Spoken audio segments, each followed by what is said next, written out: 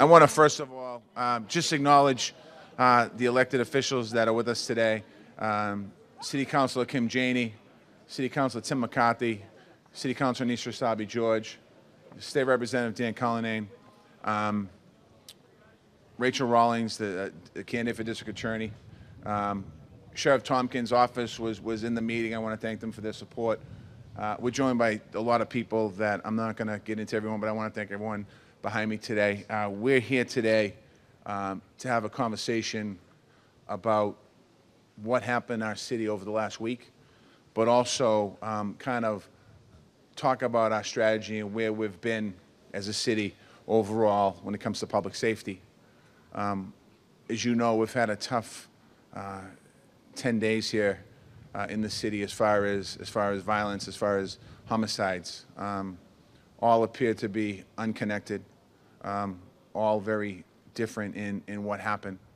And we decided to bring the folks behind me, the majority of the folks behind me are the city agencies, BCYF, Human Resources, Health and Human Services, our street worker program, our trauma counselors. We have health center folks behind us.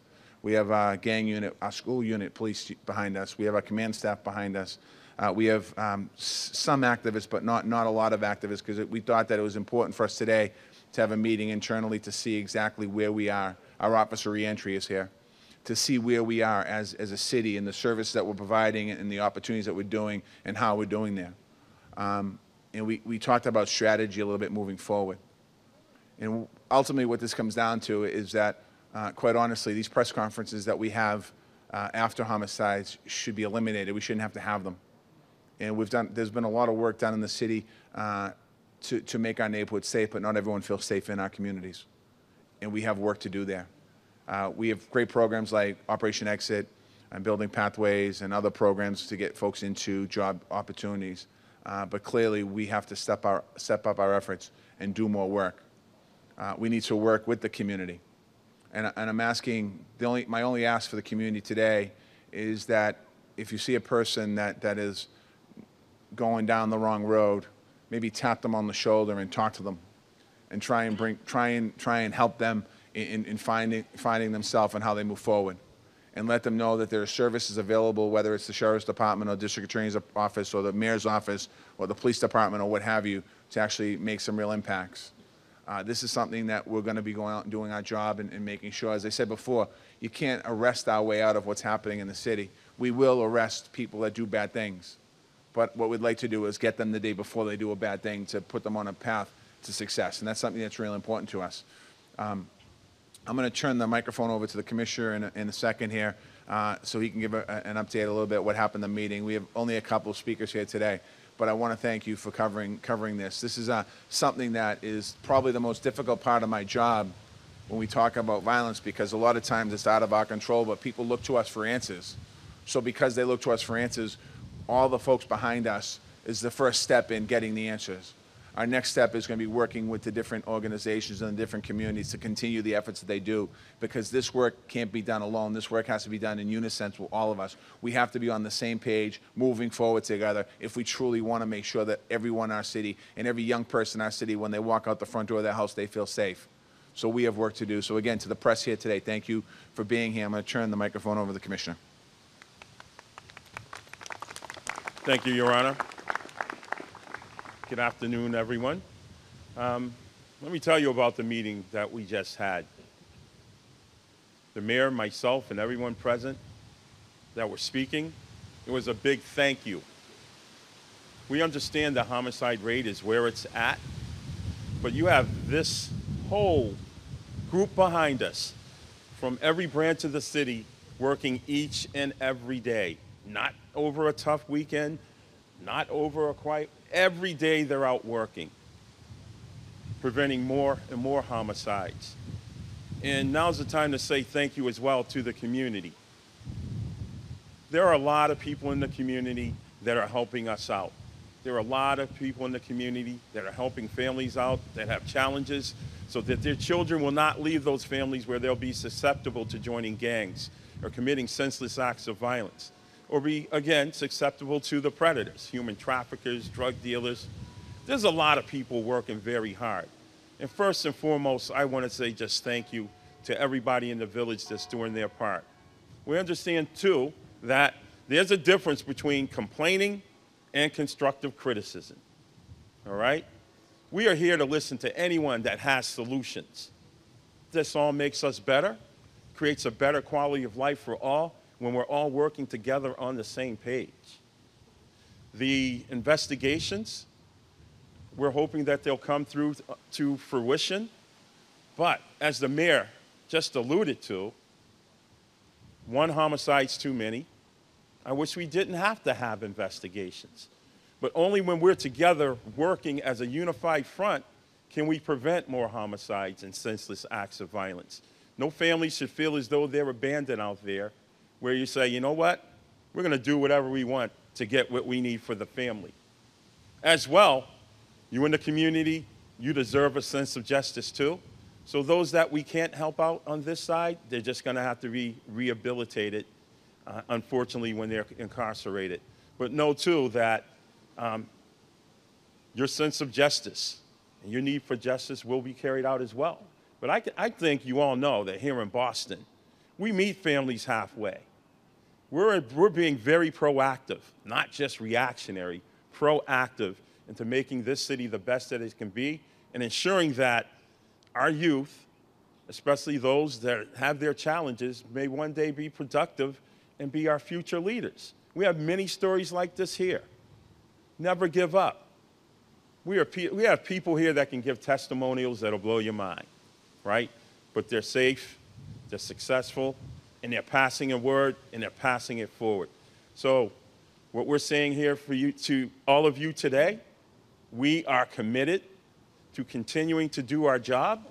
Whether we get criticized or complained against, we are here. We are not going anywhere. And we will continue to work together. And this is just a big ask from us to invite everyone to work together with us. Because when it comes down to it, it's our city, folks. And when we are working together, it sends a clear-cut message to anybody that has criminal enterprise on their mind that it's not acceptable. So thank you. Thank you, the media, for broadcasting what we're doing each and every day. And thank you for the opportunity to invite people to come on board, and let's all work together. Thank you.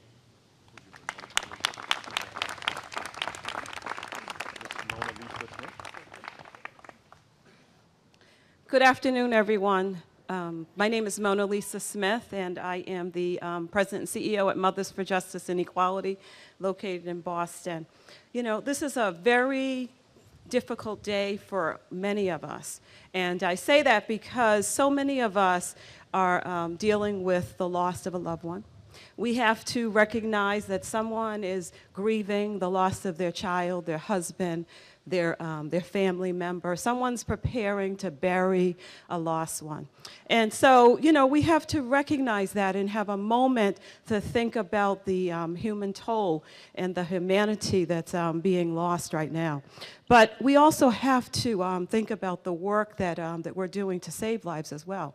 And we need to take a moment to recognize that what do we have that's working for us, right?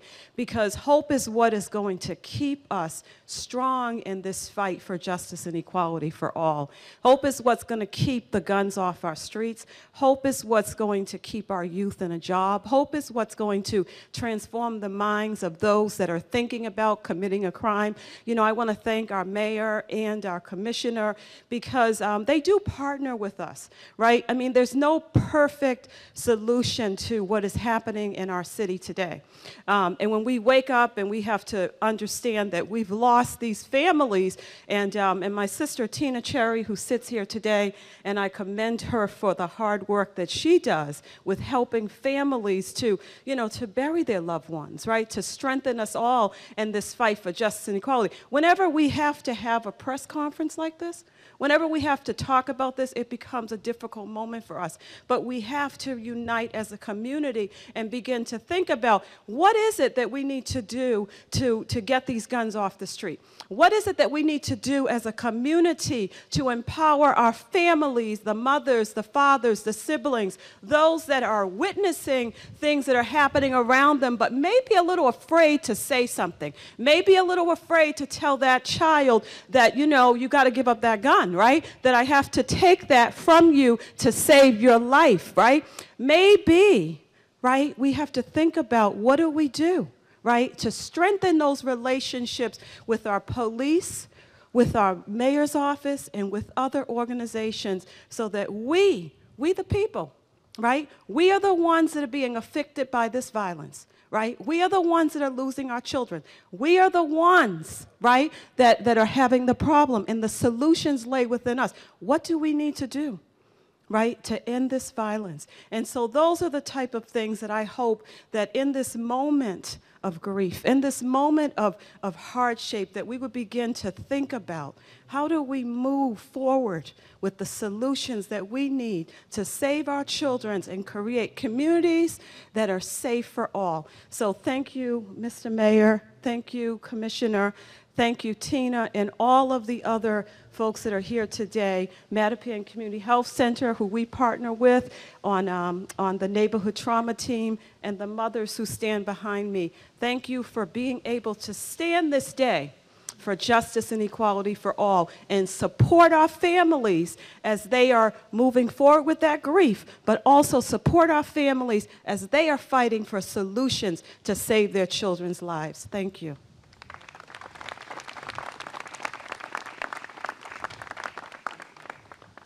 Every Sunday I stand before thousands of people and I have them turn to one another and make this statement: we can do more together than we could ever do apart. And so all of you that are here and all of the incredible leaders that are standing here, we have to understand that we can do more together and that there is a unity and a power that exists when we unite together. The Bible says in Hebrews chapter 11, now faith is the substance of things hoped for and the evidence of things not seen. Now, in the natural realm, we can look and see all of the violence and the decay and all of the challenges that are running rampant in our community. And in the natural realm, we could very easily, we could say we can lose hope and we can give up. But we, all of us, stand for something, and we all have a faith, not just pastors, not just the priest, not just the civic leaders, but we all have a level of faith and a power of faith that will cause us to believe something can be greater. Something greater can happen when we unite together. The Bible says in Jeremiah chapter 29 that we are called to pray for the peace of our city, because when it prospers, we too will prosper. And that's the challenge that we have in our city, is that peace and prosperity go hand in hand. And so I believe that there is an understanding and there's a responsibility that we have, since we can do more together than we can ever do apart, that the economic disparity can be shortened and made smaller so that everyone can prosper, so that we can experience another level of peace in our city. I'm praying, we are praying, and we are believing that for our city, that the latter days will be greater than the former, that what's coming will be better than what's been. God bless you.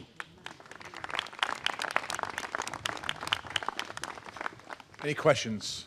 What kind of cooperation are you actually getting from the community? Are you getting more cooperation? Are you still struggling for people to come forward? No, we have incredible cooperation from the community with the nonprofits, and you know, all summer long we did our peace walks in different neighborhoods, and there were people coming out from the neighborhoods doing the peace walks with us. We're working with the different Boys and Girls Clubs, YMCAs, all those different areas. And I think that one of the things that we spoke about earlier today, and we've been talking about internally, is how do we target those 17, 18-year-olders to 34, 35? You know, we do a lot of focus on the younger kids with a lot of programming, whether it's to our faith-based programs or our BCYF programs, or all of us do different things here in different roles. But really, how do we target those older people? because we keep saying kids, but some of these folks that are doing committing the violence in the city, they're in their 30s, they're in their 40s, and we really have to focus on those areas and looking at how we do it. Some of it through Operation Exit, which I mentioned earlier, some of it through some reentry programs that Kevin Sibley, who's director of our reentry programs here, doing it. Some of it's through the DA's office and the sheriff's office and some of the program they're doing. So we're focusing on how do we expand that a bit. Because you need information, and I'm not talking about the community programs, but there are witnesses on the street who have information. Yeah, we're not, right now we're not focusing, this press conference isn't focusing on that. There's obviously a tips line if anyone wants to call in. What we're focusing on is how do we respond to what's been going on in the city. There's been, Councilor Janey was talking last night. There was a shooting in her district last night. We're focusing on how do we reduce the violence, the guns off the street. How do we, I'm not going to stand here and say we're not some other cities in America, because our numbers look better. Our numbers do look better compared to other cities, but that doesn't, you can't tell a mother who lost her son that your number looks better in Boston because they're burying their son. That doesn't, this week, 6 families are burying somebody. We can't say to them, well, we're safer than other cities. That doesn't work. We have to go deeper than that, and that's really what the conversation today was about. Are you all frustrated? I think, I don't know if it's frustrated or sad. I mean, I'm sure there's some frustration behind me and there's some sadness behind me. I think that, I just said upstairs, Lydia a minute ago, in the last few years, we've made some major investments in different areas of the city, in the state, in the sheriff's office, in the DA's office. I don't know if we can use the word frustrated. I don't think we can get frustrated. We just got to continue to move forward and continue to make differences and continue to try and lay down the groundwork and do what we have to do. Yeah, is it frustrating when you get a call in the middle of the night from the commissioner that a young person got killed? Of course it's sad. It's more sad and angering than frustrated. It gets you angry inside because you think in yourself, and I've said this more than once, and I think I can speak for most everyone behind me, is that 2 lives are ruined. 2 families are ruined: the family that lost a loved one, and then the family of the person that committed the homicide. I mean, they'll be caught, and that family's will be devastated because they lost a loved one. You talked about having a strategy. Does that strategy include more officers patrolling, more undercover cops? No, the strategy is the people behind me. The strategy is the folks that work in this space, in this area, and how do we reach out? And I think the strategy also is going to be to educate and help with the community more, to inform people on what they can do to help somebody or a young person or somebody in their neighborhood that might be caught up in this life of poverty, of violence, however you want to define it. So it is about embracing and getting more people to the table. It's not about pointing fingers at what we're not doing or what we are doing, and it's not about patting ourselves on the back of all the programs that we have here. It's about how do we get more people engaged in this conversation and a constructive dialogue. I was at Bishop Borders had a Breakfast with Brothers event a couple weeks ago, and I went to it, and there was a lot of young men in that room that they were talking about different churches and different organizations have these breakfasts around the city with young men and young women, and how do we do them? I just talked to City Councilor Nisa Sabi George, whose sister works at the House of Correction, and is there an opportunity for the women that are incarcerated when they come out to get into a program like Operation Exit so they don't return to the same corner that they left from and they end up doing the same thing? So it is about collaborations and working together. Mayor Walsh, can you or Commissioner Ross talk about the trauma response team? You've mentioned them before. Where do they come in and what do they actually do? Yeah, I'll have the commissioner come up, but they come in right when the shooting happens. They get notified, but I'll let the commissioner. Sir, I believe Reverend Mark Scott's here somewhere too. Is Reverend Scott here? So here's where the trauma response comes into play. Communities are affected by acts of senseless violence, right? But here's one thing I hate when folks paint a certain neighborhood. Oh, they're used to that. They're desensitized by violence. That is not true. The mayor and many people in the community said, hey, we need to talk about things and we need to heal our children after they see such traumatic things. The trauma response goes hand in hand with when we respond as police officers to make sure that not only is the community being healed, but they're being healed by a sense of peace and their mindset. Because if you see trauma after trauma after trauma, it can manifest into a lot of different ways. It could put kids in survival mode, like that's not going to happen to me. But when you have someone here like Reverend Mark Scott and the trauma team, you talk about your feelings so it's not pent up, so it manifests into something evil later on. So this is just what we're talking about, as the whole community pulls together, that everybody in the village has a responsibility to make sure that everybody's okay. And that's what Reverend Mark Scott does. I'll let him speak further. Thank you, Commissioner. I can't say it much better than what the Commissioner said. We think of the work as being done by a network. You're looking at it behind us right here. So a number of people working together from when the incident happens. The police are very important partners of ours. The street workers are very important partners in all of this work. But not just from when something happens or when we've been through a weekend and a week like we've been through, but years and years and years after this. People who have suffered a loss 10 years ago still suffer today.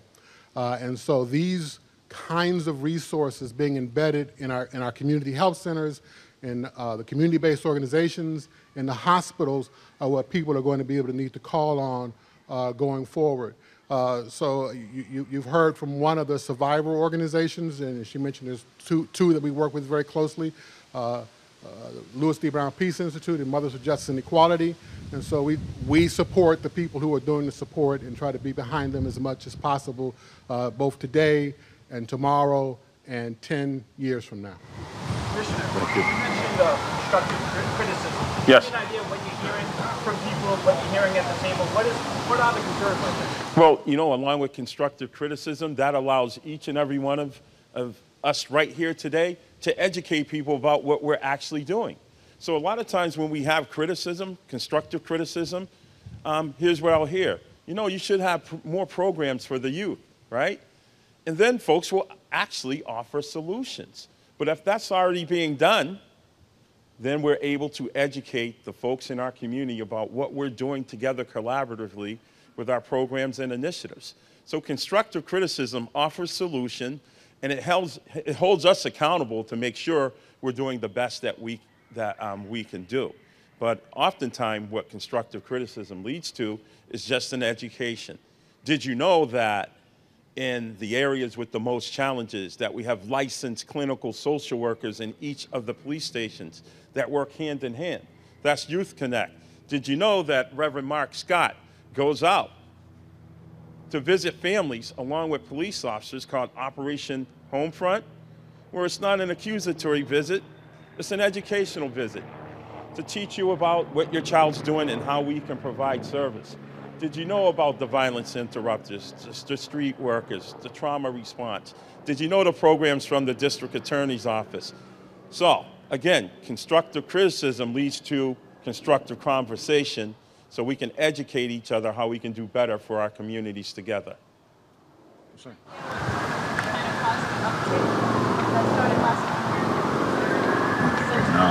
I wish I did, because it wouldn't have happened. We haven't, but that's a part of the investigations that are ongoing.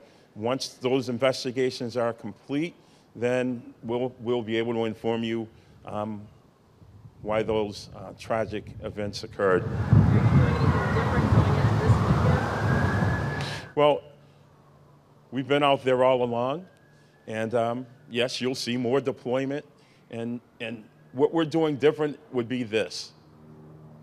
I wouldn't say that. What we're doing, as we've always been done, is continue to talk to the community and to educate the community that when we're working together, not at each other's throats, then we can have successful investigations and better communities served, because you won't have individuals from those communities committing acts of violence.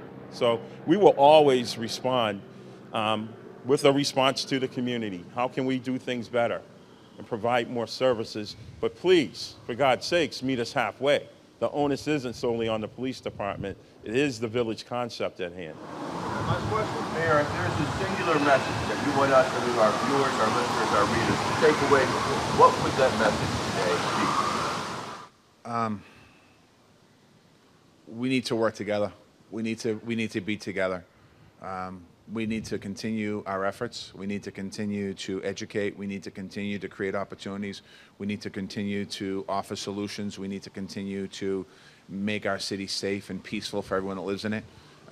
We are obligated as government to provide services and the opportunities for folks, but we need to work collectively together to bring any violent act, whether it's 1 or 100, to a zero. That's what we really have to do.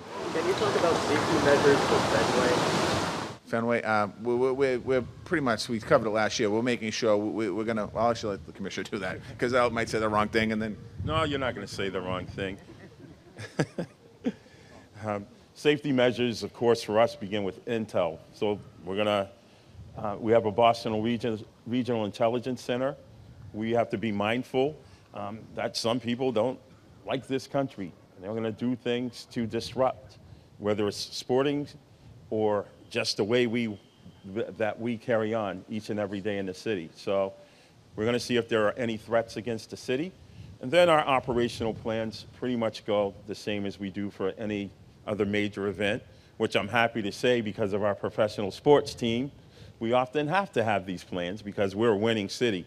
So you will see vehicles to block the roadway. You will see an increased police presence. But one thing that you need to know too, we'll protect Fenway, but we're going to protect our neighborhoods too. There's often a misconception that the amount of officers that we have at a sporting venue, that takes away from the officers in the neighborhood. So that is not true. So you will have an increased presence at Fenway and security measures. I don't go into detail because the bad guys are listening, so we don't give away the farm. But we will have security measures in place for Fenway and the community. Go Red Sox.